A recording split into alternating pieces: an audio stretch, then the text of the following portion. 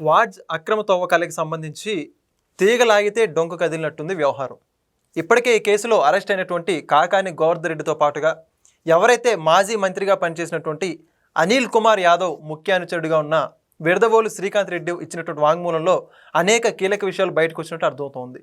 అయితే దీంట్లో ఉన్నటువంటి బడా వ్యక్తులు ఎవరు, ముఖ్యంగా ఉన్నటువంటి ఆ బిగ్ బాస్ కూడా ఎవరు, ఇలాంటి విషయాలన్నీ తెలుసుకునే ప్రయత్నం చేద్దాం. ప్రస్తుతం మనతో ఉన్నారు పొలిటికల్ అనలిస్ట్ శ్రీనివాస్ జొన్నలగడ్డ గారు. సార్ నమస్కారం అండి. నమస్కారం అండి. సార్, మొన్నటిదాకా క్వాడ్జ్ అక్రమ తవ్వకాల కేసు గురించి కాకాని గోవర్ధన్ రెడ్డి అనుకున్నాం. ఎప్పుడైతే ఆ శ్రీకాంత్ రెడ్డి అనేటువంటి వ్యక్తి అరెస్ట్ అయ్యాడో అతని తర్వాత అనిల్ కుమార్ యాదవ్ కూడా దీంట్లో పాల్పంచుకున్నాడు, ఆయన పాత్ర కూడా దీంట్లో ఉందని చెప్పేసి అనేక వాస్తవాలు బయటకు వచ్చింది. కానీ వీళ్ళిద్దరిని మించినటువంటి వ్యక్తి కూడా ఉన్నారని చెప్పేసి అంటున్నారు. మొత్తానికి కేసు గురించి ఏంటి, ఆ బిగ్ బాస్ ఎవరు అంటారు, మొత్తం ఎన్ని వేల కోట్ల రూపాయల అవినీతి దీంట్లో జరిగిందంటారు? సినిమాలు ఎన్నున్నా కానీ హీరో ఒకడే అండి. ఇక్కడ వైసీపీ అవినీతి కార్యక్రమంలో జరిగింది కూడా అదే.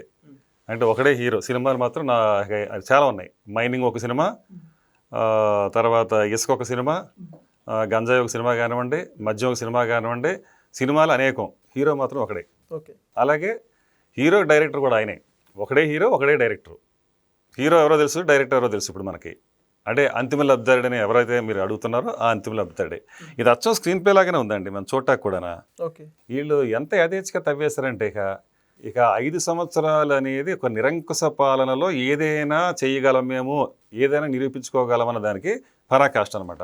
ఇంకా ఎంత అడ్డగోలుగా తవ్వారంటే ఏదైనా సక్రమంగా జరిగితే వ్యాపారం అంటారు. అక్రమంగా జరిగింది కాబట్టి దీని ఇవాళ కేసు అయ్యి ఇవాళ సిట్టు విచారణ జరుగుతుంది. వీళ్ళు గనుల తవ్వకాలకి లీజులు ఉండి తవ్వుకోవడం కాదండి, అసలు లీజులు లేకుండానే తవ్వేశారు. అంటే ఎక్కడ ఖనిజం ఉంటే అక్కడ తవ్వేసుకోవడానికి యథేచ్ఛగా, అది అటవీ భూమి కానివ్వండి, లేకపోతే పట్టభూమి కానివ్వండి, లేకపోతే ప్రభుత్వ భూమి కానివ్వండి, ఏదైనా సరే దోచుకో దాచుకో అన్నట్టుగా, ఇక తవ్వుకో అందుకో వచ్చినంత అన్నట్టు దగ్గర ఇక వాళ్ళ లెక్క ప్రకారం ఎక్కడైనా తవ్వుకో, ఎంతైనా తవ్వుకో, ఎక్కడికైనా ఎక్స్పోర్ట్ చేసుకో, ఏ రేటుకైనా అమ్ముకో.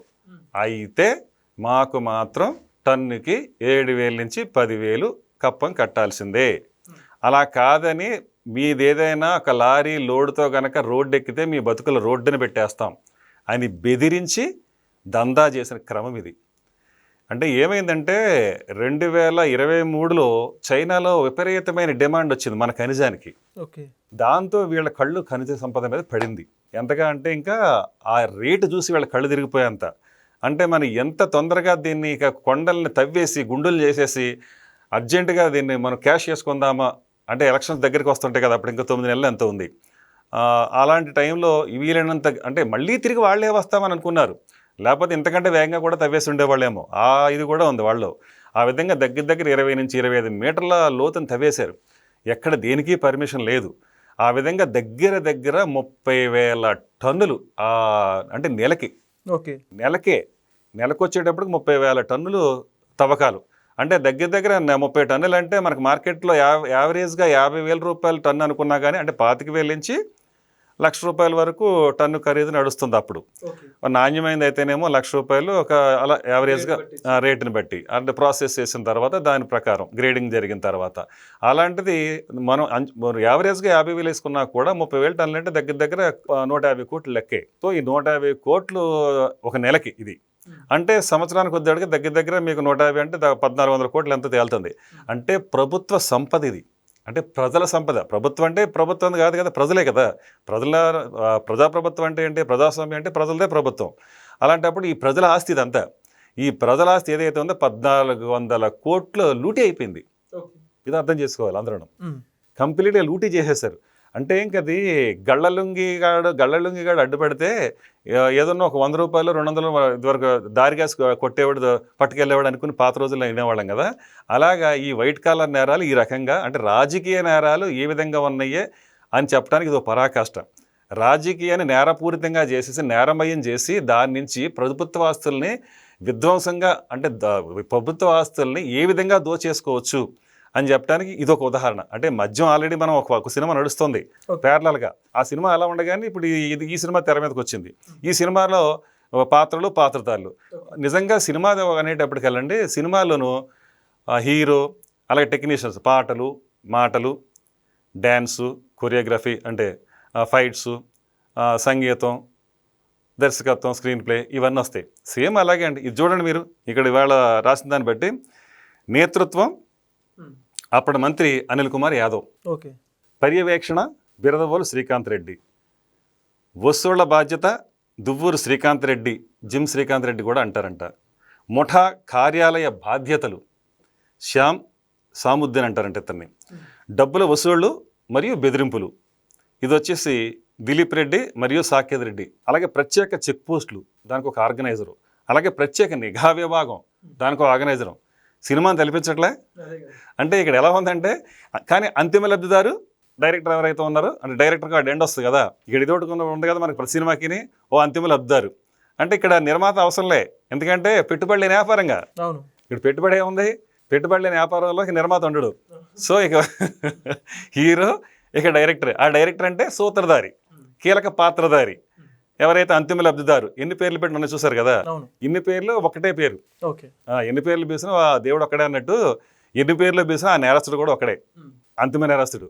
సో ఆ విధంగా జరిగిన లూటీ, రాష్ట్రాన్ని ఇంత దారుణంగా దోచుకోవటం అనేది ఈ దేశ చరిత్రలో ఏ రాష్ట్ర చరిత్రలోనూ కూడా లేదు. అంటే ఇది ఒక మద్యమని కాదు. అంటే మీరు గమనించుకుంటే ఇందులోనే మనకు దగ్గర 20 కోట్ల చొప్పున నెలకి 20 కోట్ల చొప్పున అంతిమ లబ్ధారు జగన్మోహన్ రెడ్డి అని అందరికీ మనకి ఓపెన్ సీక్రెట్. అది అంతిమ లబ్ధారికి 20 కోట్ల చొప్పున కప్పం వెళ్ళిపోతుంది ఏ నెలకా నెల. అంటే ఎంత, 180 కోట్లు ఈ 9 నెలల్లో. అంటే వీళ్ళు సెప్టెంబర్లో స్టార్ట్ చేశారు. సెప్టెంబర్ నుంచి జూన్ 4వ తారీఖున ఎలక్షన్ రిజల్ట్ వచ్చేసినాయి. దాంతో ఇక్కడికి అయిపోయింది ఇక సినిమా అనుకున్నారు వాళ్ళు. ఎక్కడోళ్ళు అక్కడ పరారు. అంటే ఈ 9 నెలల్లోనే వీళ్ళు దోచేసింది ఎంతో అర్థమైంది మనకి ఇప్పుడు. అంటే వీళ్ళు దోచిన దాంట్లో 180 కోట్లేమో అంతిమ లబ్ధారికి వెళ్ళి, ఇక ఎవరైతే ఇక మిగతా గ్యాంగ్, ఇక అనిల్ కుమార్ యాదవ్ కానివ్వండి, కాకాని గోవర్ధన్ రెడ్డి కానివ్వండి, ఇంకా ఆ కింద వాళ్ళు, ఇంకా శ్రీకాంత్ రెడ్డికి అయితే ఇప్పుడు అరెస్ట్ అయ్యాడు కదండి, అతను వచ్చేసి A12.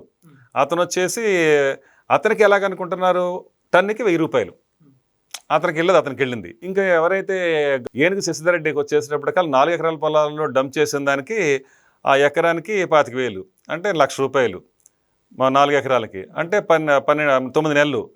ఆ విధంగా అతనికి 9 లక్షల రూపాయలు. అది అంటే ఎవరి స్థాయికి వాళ్ళు, ఎవరికి రావాల్సిందే వాళ్ళకి దక్కింది. అంటే ఇదంతా కూడా ప్రజల ఆస్తి. మీరు ఆఖరి నా చేయాల్సింది ఏంటంటే అండర్లైన్, ఇది ప్రజల ఆస్తి. అంటే ఈ విధంగా దోచేసి రాష్ట్రాన్ని సర్వనాశనం చేసేశారు. ఇంకా వీళ్ళు అభివృద్ధి లేదు. ఇంకొక పోలవరం గురించి పట్టించుకోవడం తీరిక ఎక్కడ ఉంటుంది.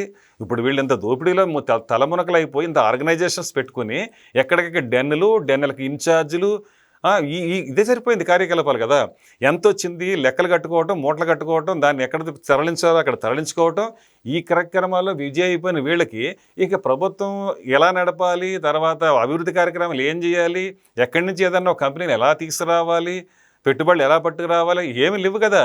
ఒకటే కార్యక్రమం, ఒకటే ఎజెండా, దోచుకోవటం. అంత నిస్సిగ్గుగా ఇలా దోపిడీ జరగటం ప్రపంచ చరిత్రలో ఇంకెక్కడ జరిగి ఉండకపోవచ్చు. మరి అయితే ఇప్పుడు ఈ ఉదంతం మొత్తం కూడా బయటికి రావడం జరిగింది వెలుగులోకి. మరి తదుపరి చర్యలు దీనికి సంబంధించి కావచ్చు, మొత్తంగా ఈ అంశం గురించి ఏ విధంగా ఉండబోతుందంటారు? సినిమా క్లైమాక్స్కి వచ్చిందండి. ఇక్కడ ఎవరైతే డైరెక్టర్ అండ్ హీరో ఉన్నాడో ఆయనకి దుఃఖాంతోను, ప్రజలకు సుఖాంతోను. అదే ఈ సినిమా క్లైమాక్స్ రాబోయే రోజుల్లో. ఇంతే. Thank you. నమస్కారం. Please subscribe to Leo news for more videos.